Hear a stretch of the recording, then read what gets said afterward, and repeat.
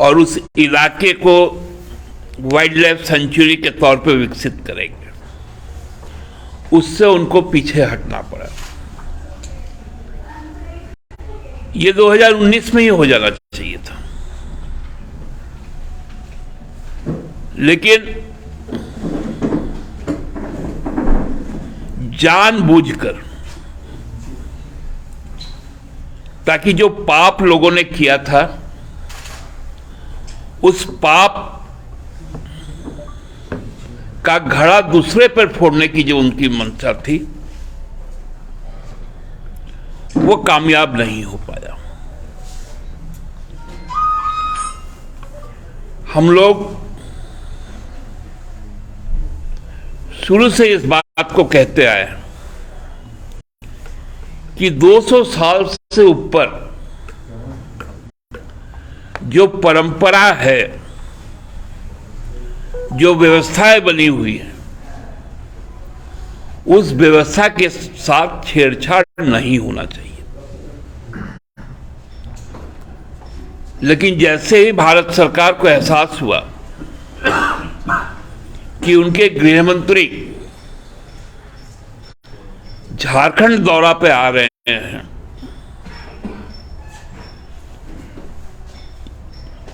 उसके ठीक पहले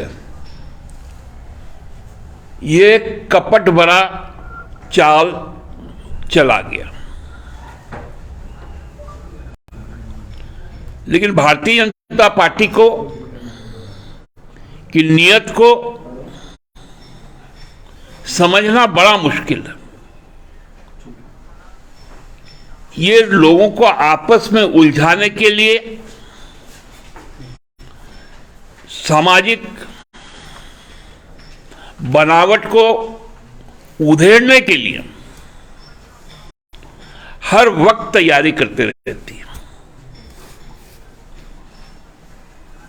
उन्होंने 2019 के अपने बजट को निरस्त नहीं किया।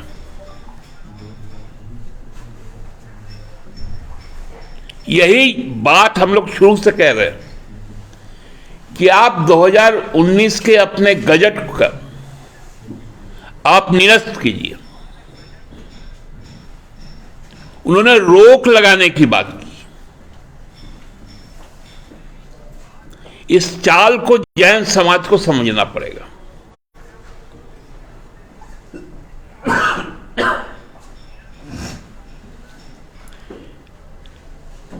कल जो जानकारी मिली आप लोगों से कि भारतीय जनता पार्टी के नेता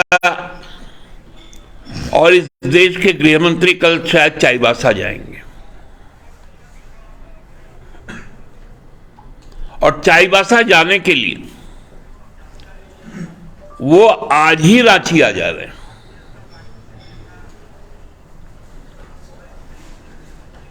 हमने भारतीय जनता पार्टी के एक बहुत बड़े नेता से पूछने का काम किया कि इतने व्यस्ततम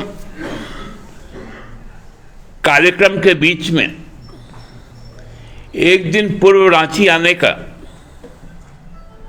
निर्णय क्यों लिया गया। तो हमारे उस मित्र ने मुझे कहा कि दादा, आपको याद नहीं है 2 दिसंबर को चुनाव प्रचार के क्रम में चक्रधरपुर में वो रांची आए थे, 11 बजे पहुंच गए थे, 11:30 से सभा होनी थी, 10-15 लोग भी नहीं जुटे थे।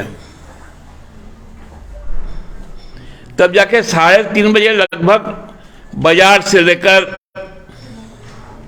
इधर उधर से लेकर जब 200-250 लोग जुटाए गए, तब जाके वो मीटिंग किया। और उसका नतीजा ये हुआ कि पूरा कोल्हान प्रमंडल से भारतीय जनता पार्टी विधानसभा में साफ हो गई। इसलिए हमारे नेता एक दिन पहले आ जा रहे हैं ताकि मॉनिटरिंग कर पाए रात भर में कि आदमी तो जुटा।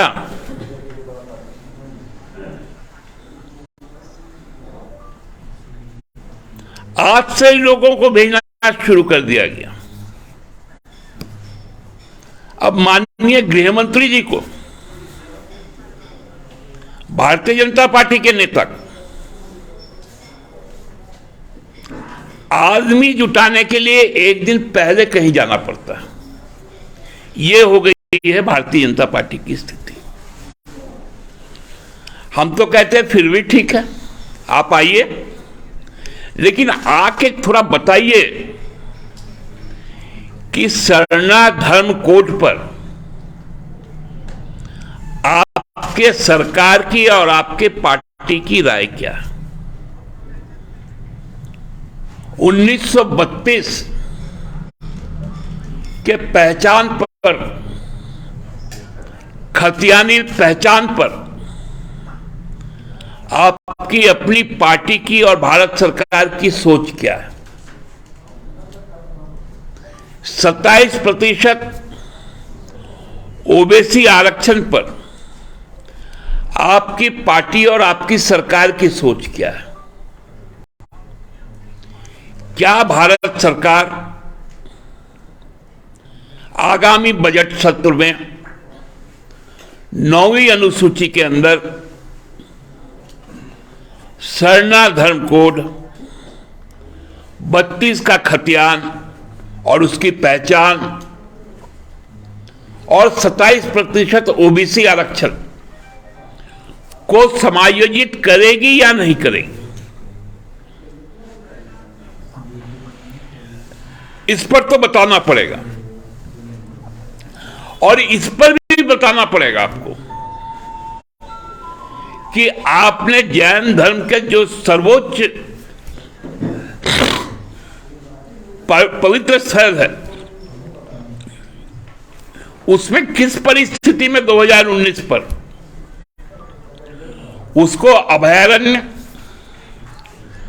और इको टूरिज्म सेक्टर के रूप में चिन्हित किया था। क्योंकि माननीय मुख्यमंत्री जी ने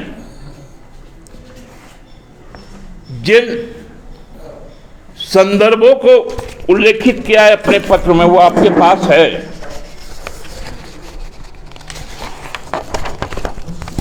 और वो यही है, अनुच्छेद पारा 2 के उपपारा 3 के छठवें जो वर्ग है, पर्यटन सहित पारिस्थितिक पर्यटन। दूसरा जो पैरा 3 का जो उपपैरा है, पर्यटन का पारिस्थितिक पर्यटन और उसके निर्माण के संबंध। यही तो वो गजट था। इस गजट को आपको विड्रॉ कर लेना चाहिए। सारा समस्या का निदान तो इसी से हो जाएगा। रोक लगाने की क्या जरूरत है? भारत सरकार का गजट है, भारत सरकार विड्रॉ कर ले। हम लोगों ने जब इस गजट को दिखाया, भ्रम की स्थिति पैदा करने के लिए 2021 को सामने लाया गया। जब हम लोगों ने 2021 का भी दिखा दिया, 2019 का भी दिखा दिया उन्हीं के राज्य सरकार का, तो टाए टाए फीस सारी चोरी पकड़ी गई। इस प्रकार से इस राज्य को कलंकित ना करे भारतीय जनता पार्टी। केवल और केवल देश ही नहीं, विदेशों तक में झारखंड को कलंकित करने का काम भारतीय जनता पार्टी ने किया। विदेश के कई शहरों में इस प्रकार से चीजें पेश की गई कि हेमंत सरकार जैन संप्रदाय के खिलाफ है।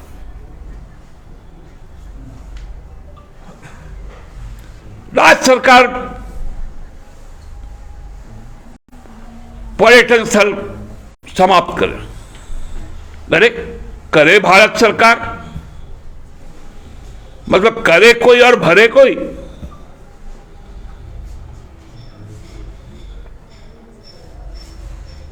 लज्जा आनी चाहिए भारतीय जनता पार्टी को।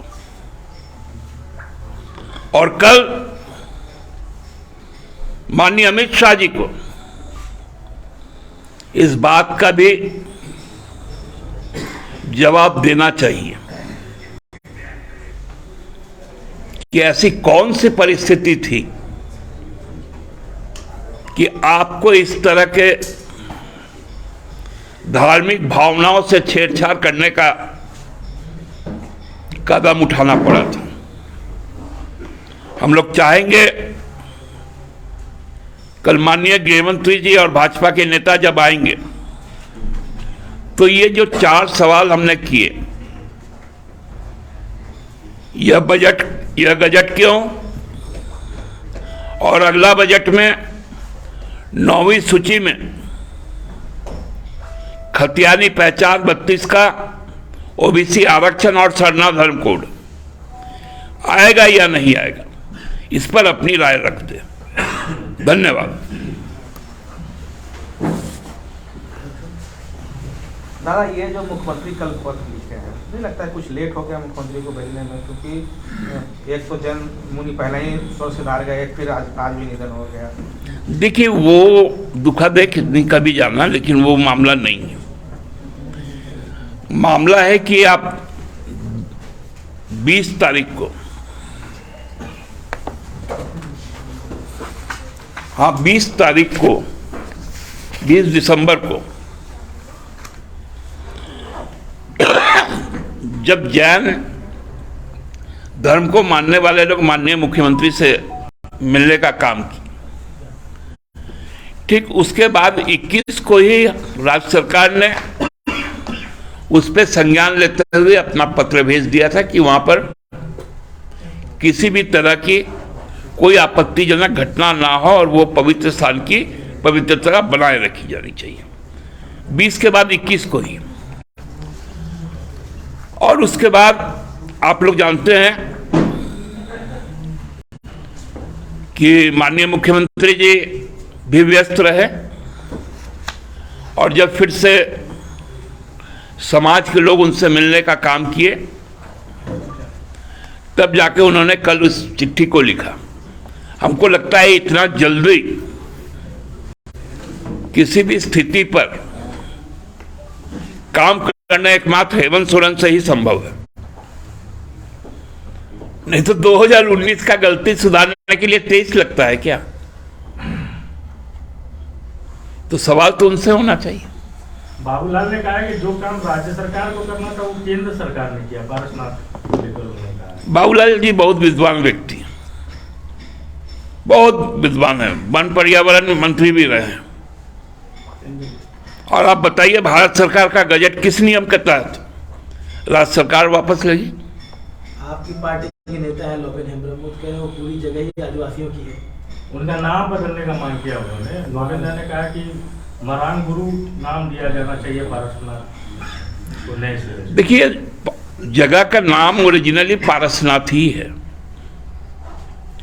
सम्मेर शिखर उनका पवित्र स्थल है, और झारखंड का हर पहाड़ जिसको पूजा जाता है, चाहे वो घंटाबाड़ी का पहाड़ हो, झुमरा पहाड़ हो, पारसनाथ का पहाड़ हो, संथाल परगना के कई पहाड़ी,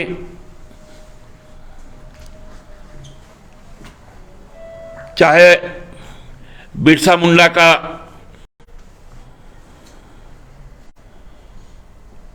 जो जन्म स्थल है चलका दुलिहातू, वो पहाड़ी श्रृंखला हो, तो पहाड़ तो आदिवासी समाज के जीवन का एक अभिन्न अंग है।